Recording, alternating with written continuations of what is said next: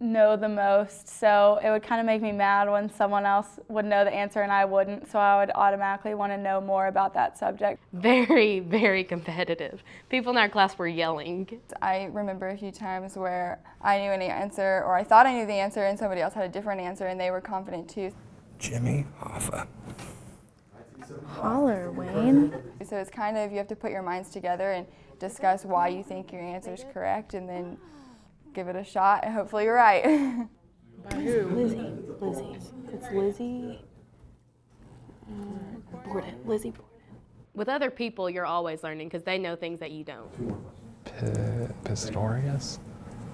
Oscar Pistorius? And it's really kind of interesting to see who knows what, because a lot of your classmates are a lot smarter than you think they are, and you're a lot smarter than you think you are. What's his name? Making it fun is a lot better than sitting through a lecture and not learning and trying to ignore the teacher and just zoning out. When you're into it and talking, you're not gonna not be listening.